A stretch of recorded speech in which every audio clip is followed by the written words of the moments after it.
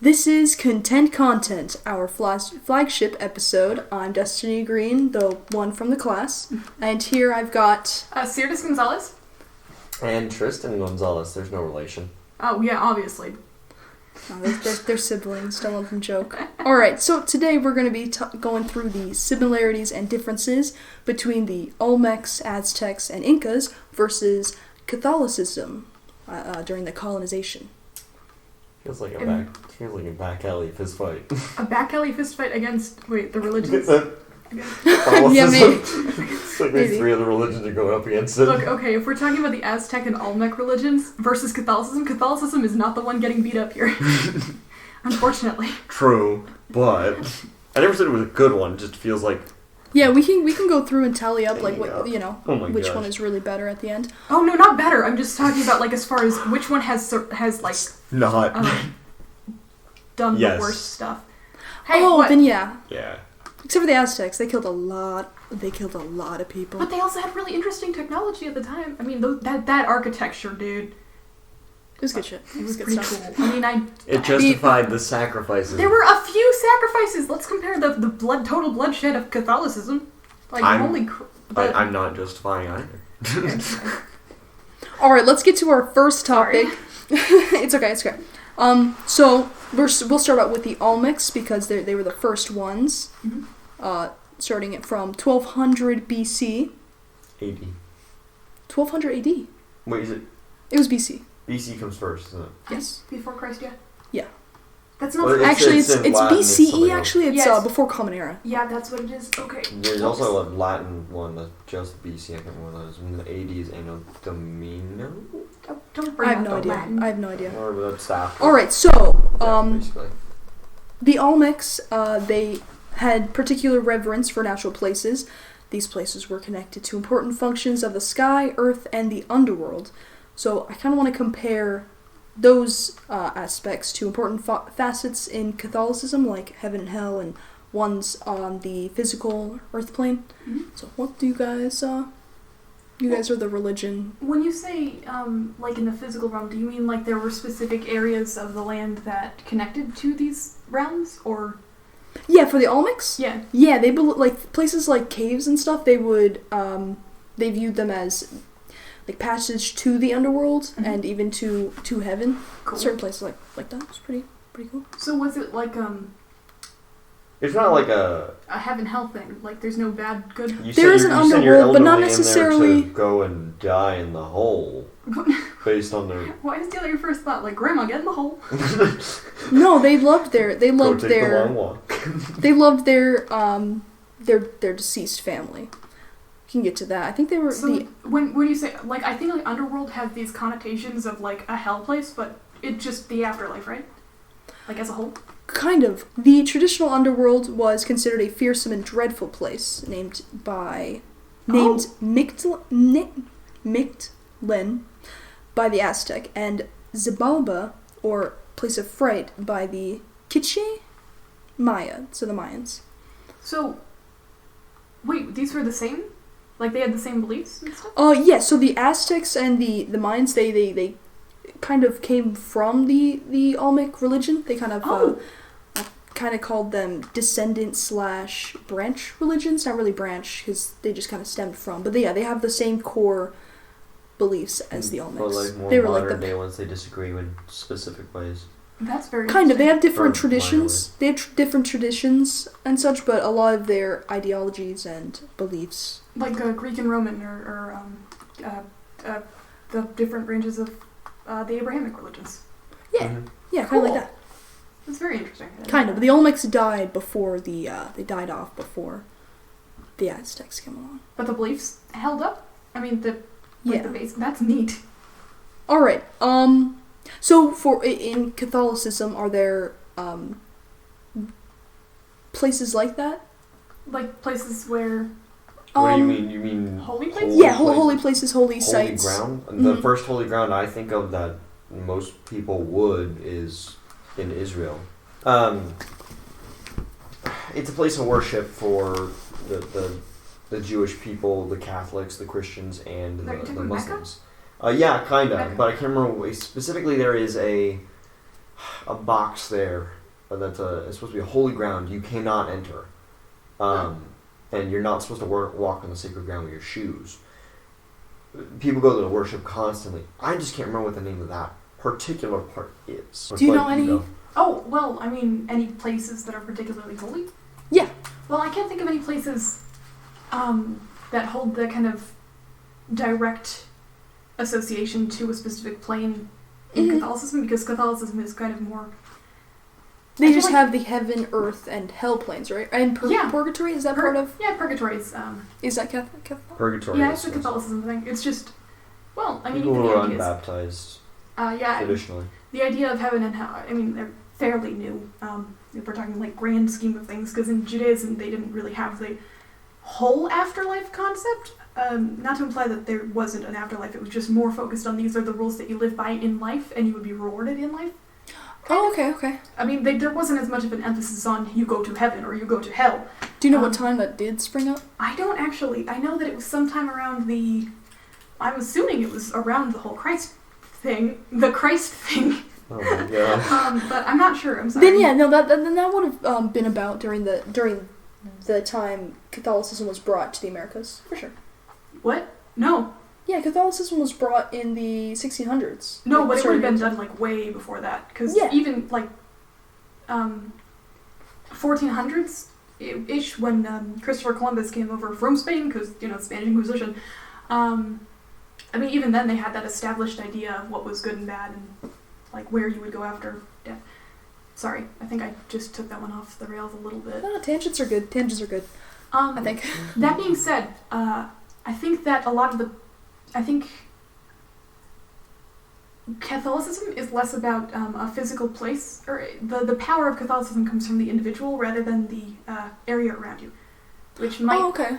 I don't know. I think that. No, that's a good difference to like note. People ascribe. It's not like you feel out the energy. It's more like you ascribe value.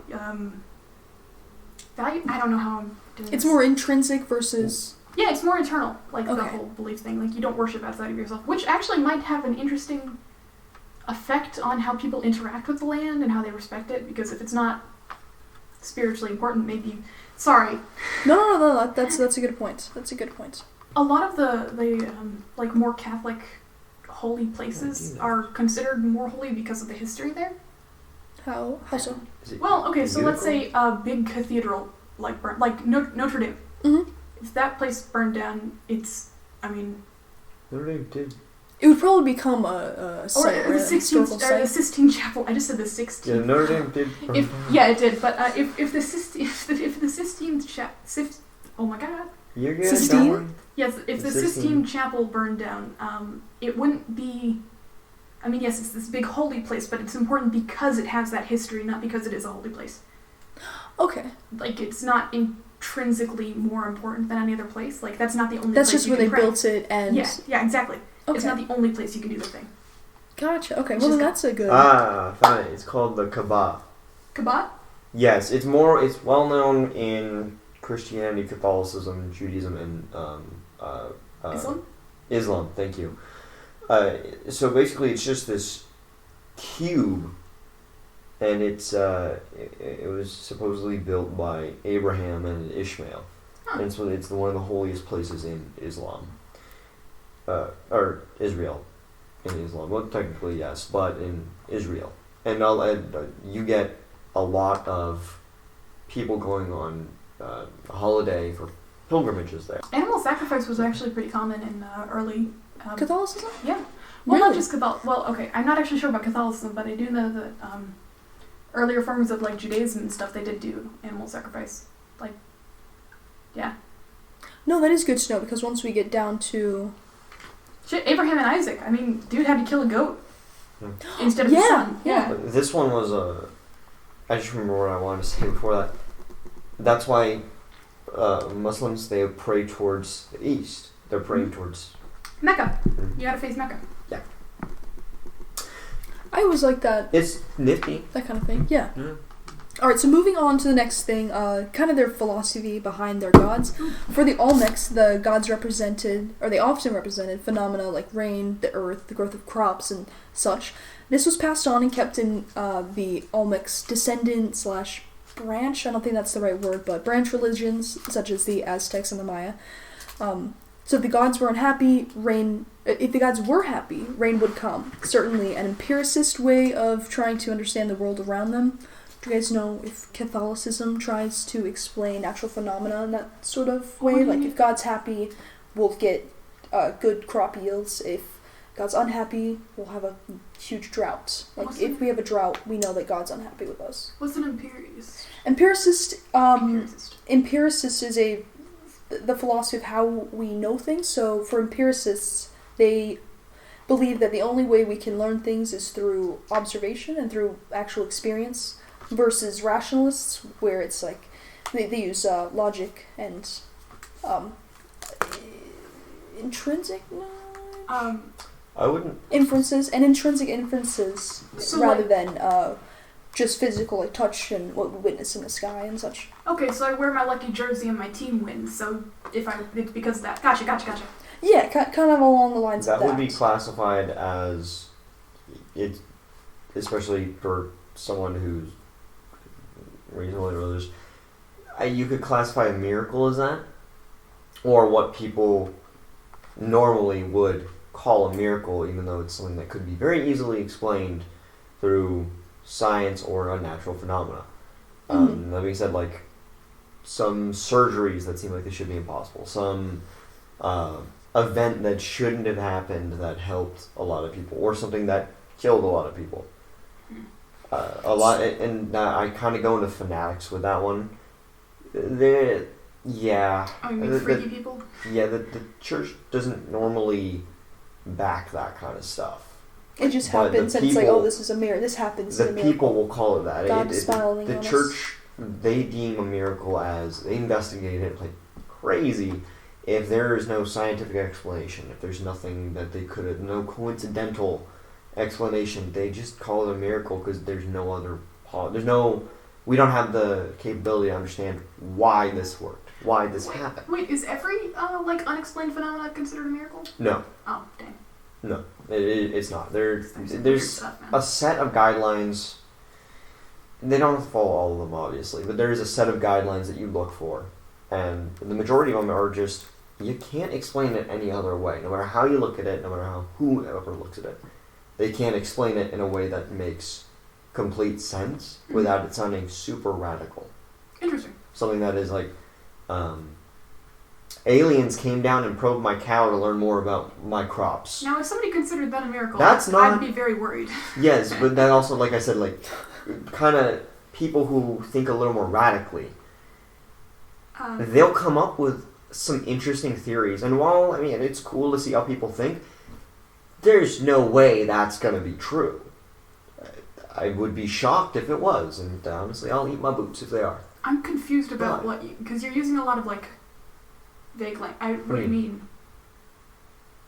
Like, radical. Are you just trying to mean radicalistic thinking towards religion? So they're basically calling anything that works in their favor a miracle. A miracle. Gotcha. Okay. So it's like I'm using it in that sense, yes. But radicalism in any religion, I mean, that's a whole. There's a lot there. Tangent there. There's a lot there. Okay. I don't know if the thing is when you have multiple gods that all represent a specific phenomenon, then you kind of create a personality for those gods. Yeah, they have many depictions of, or not many. They have many depictions of all their gods, but each one had a specific. Yeah, but if one has a personality, then it has. Then there are things that they like, and there are things that they don't like. And so if you do the things that they don't like, then this happens. Or you can assume that there's something wrong because you did it that way, but... And I'm sure they kind of went through trial and error, like, yeah. If we do this, then there won't be rain this year. If we don't do this, then the sun won't come up. They tried to pinpoint it. Yeah, but with a singular, all-knowing God who has complete will, like... Omnipotent power and knowledge and such. Anything that people do is kind of...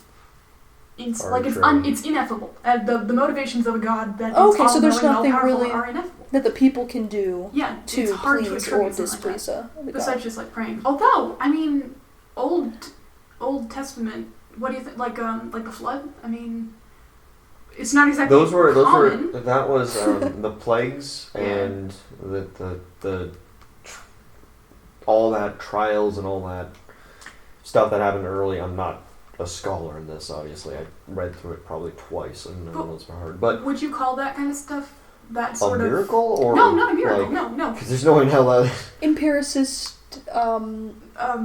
Cause like that cause and effect thinking like no. Yeah, I would it's like if I we would do actually this- call that because a couple Follow the of law. those you could come up with a scientific explanation, and then some of them I would just call a story.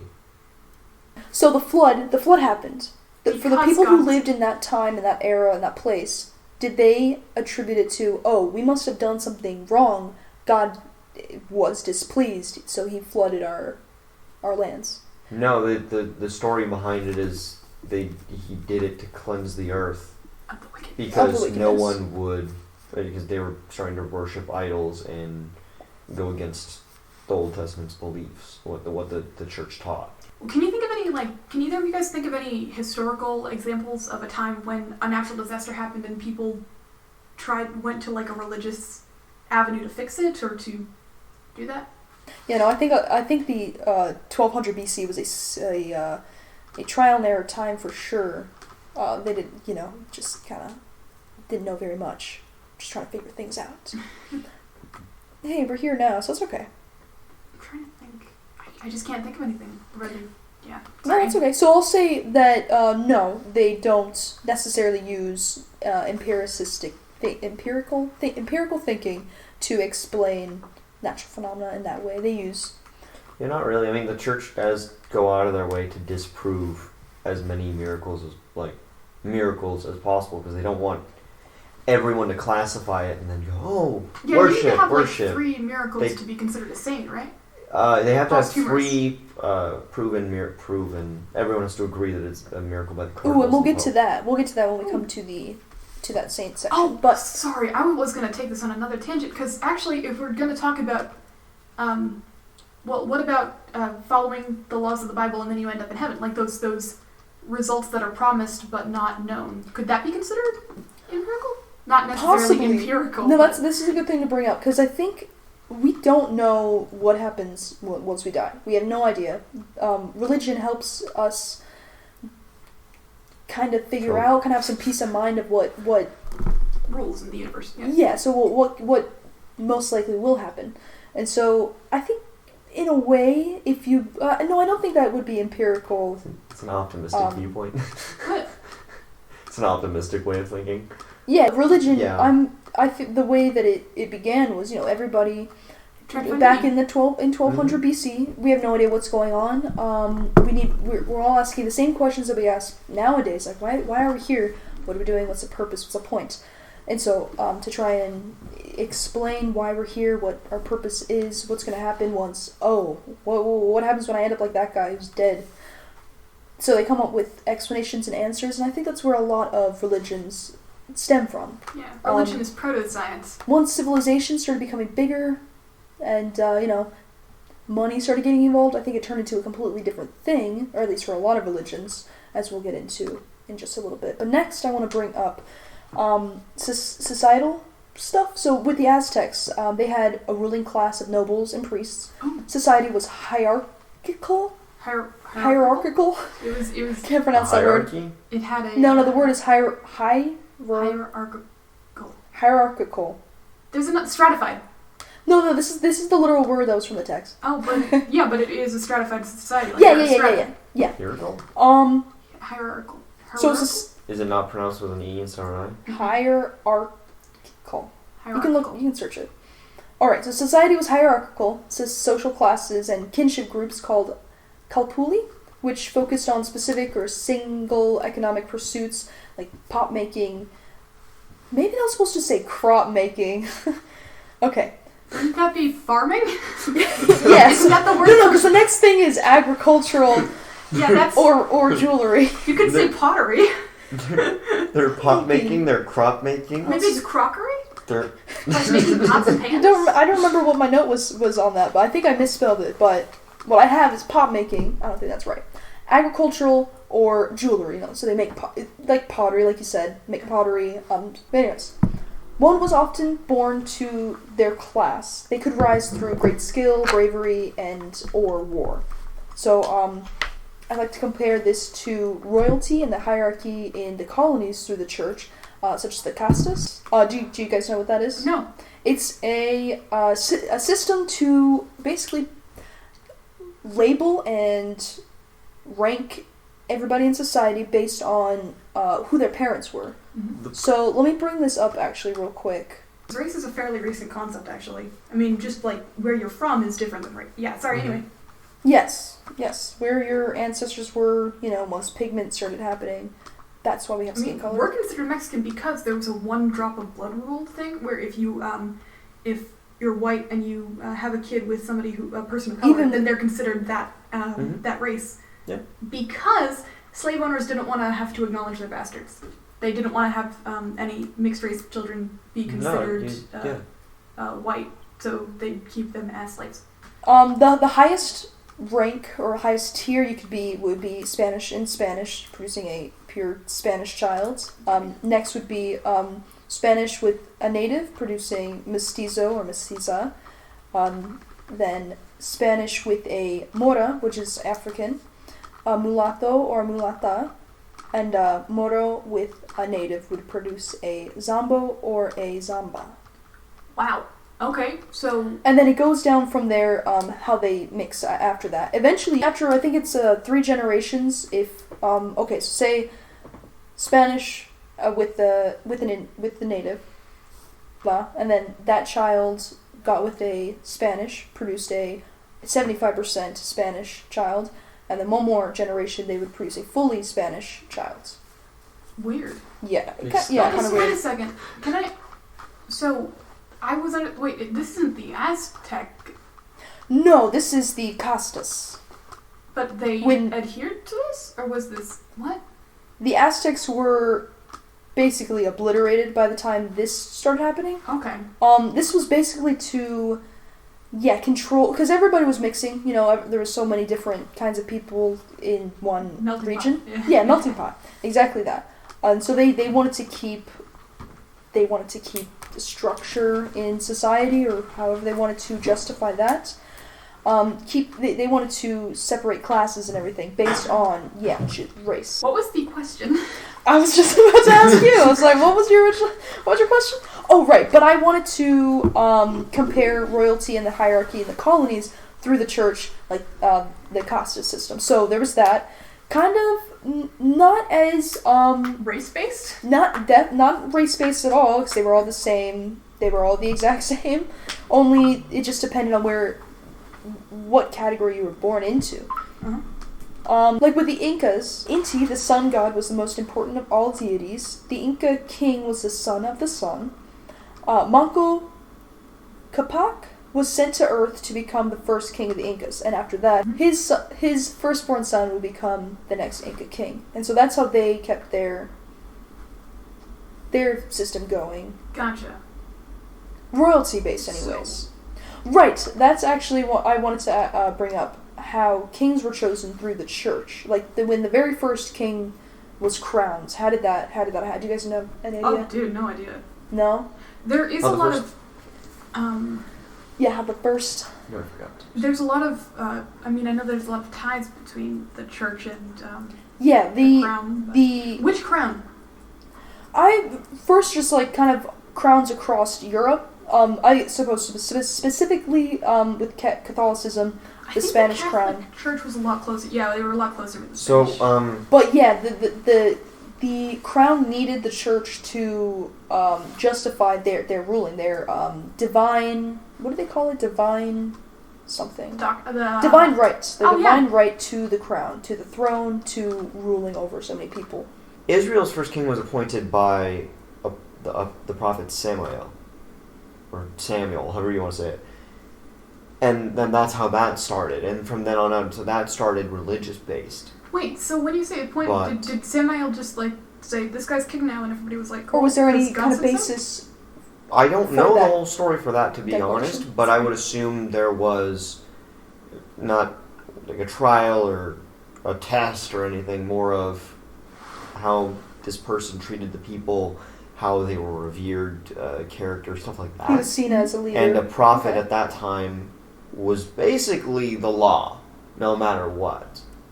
But a prophet is someone who predicts what will happen, and they interpret God's will. Okay, yes, you're correct. So they ruled the Kingdom of England, and his sister married a Viking ruler, and then they kind of... Wait, really, a Viking? Yeah, that's what kind of surprised me. So then it more moved from there, and they started recognizing the hierarchy of who owned the land, who had the most at the time. Once Catholic Christian Church got established, that's when they started blessing them and giving them the divine rights. Yes, and saying that legitimizing. Legitimizing and saying that we were behind this specific person. If someone else tries to overthrow them, unless we recognize it, it's unjust. There's a pretty big historical precedent for pope arguments, right? I mean, like. Oh, it's they were conflicting popes at multiple times in the past. Like there were a couple actually. People were like, "This isn't not my pope." # not my pope. Yeah, that happened. That happened a couple of times. It didn't happen that. It's not commonplace. Oh. That did happen a couple of times when cardinals would disagree. I'm pretty sure some popes got murdered, man. Definitely. No. Freaking politicians nowadays get murdered. But it was because the way that a pope is chosen is the 12 cardinals. Once the last pope passes or resigns, it's very rare they resign, but usually they pass. So the cardinals all get together and they vote on who the next pope should be, and it's someone in the cardinals already. So one of the cardinals gets promoted in a sense. Well, yeah, but that's how it is now. And they were voted on? Yes, it was they voted on that. Oh wow. That is how it is now. It's as far as I know, it's been like that since the beginning of the church. Yeah, that's really good. Because they always did. They always voted on it.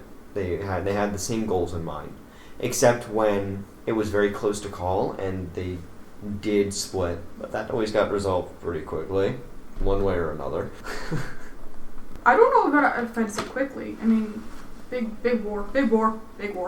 All right, one last question, which kind of ties into the last one. Mm-hmm. For the Incas and kind of with the Aztecs and other indigenous religion was based on the fertility of the land. So if a drought went on for too long, the king would be looked at as being invalid, not in favor with the gods. Uh-huh. So the common folk would rise up and be like, "You're not.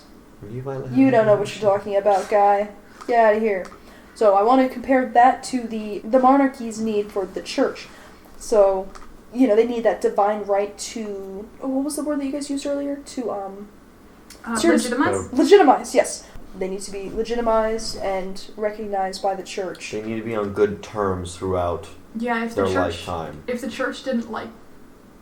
Well, okay, actually, we should talk about... a king wanted... No, it can't have been Lutherans, because that was Martin Luther. Protestants? Never mind, doesn't matter. Anyway, an offshoot of Christianity or Catholicism or whatever happened because a king wanted to divorce his wife, and legally he was unable to do so under the Catholic Church. That was Protestants. I think it was Protestants. Yeah, no, that sounds Protestant sounds right. On that one. Like King Henry the... So he started a whole new religion because the church wouldn't let him divorce his wife. And, I mean, that was... when was that? It must have been... I mean, it did cause a really big stink at the time, so... Must have been early on. Yeah. Pretty early. Well, kind of early. No, pretty late. 1400s or 1500s? I don't know. Henry something was sleeping with a bunch of different people. I don't know. That was very... I'm pretty sure it was Henry the Seventh. You can say the king was sleeping with many people, and it would apply to basically everything except for Prince Philip, and he doesn't count. But I think that an argument could be made that if a king had to invent a whole new religion in order to divorce his wife, then he definitely needed the backing of the people and those who believed in the religion. Otherwise, he could have just done it. The thing was by doing that, he lost favor with the church. They ostracized him. So if he ever was causing problems with someone that was in good favor with the church, the Vatican's army would have just wiped him out. Okay. In a heartbeat. At the time, it didn't seem... It wasn't a huge threat. And it got a following. And they were still... Did the Vatican have an army? I mean, what did they really do? They've always had an army. Do they have an army right now? Yes, do they ride actually. buses? I think that's one or two. the first or second strongest army in the world. Do they ride little Vespas? No, Oh. but holy crap, they're pretty insane. Like, Oh, I'm sure. them in Israel are surprisingly. The Israel military is oh my, fascinating. they're frightening.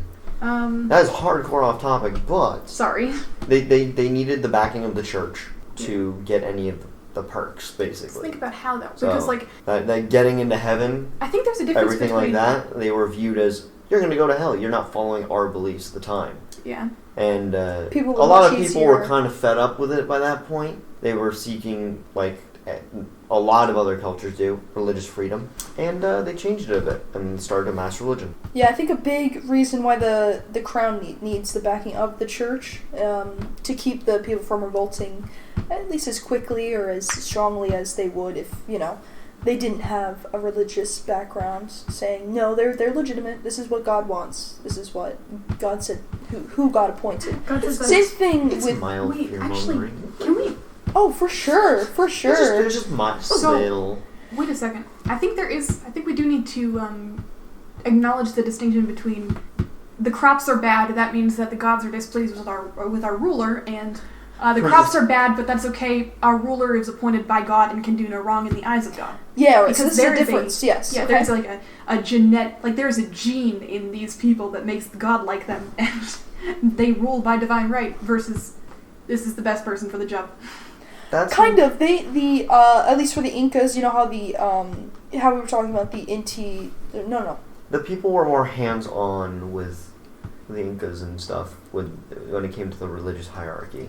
Kind of. Or the If hierarchy, there sorry. was a dispute, like if there was a bad drought and the current Inca king was deemed unfit, yeah, they would revolt and they would have to find a new one. I'm pretty sure.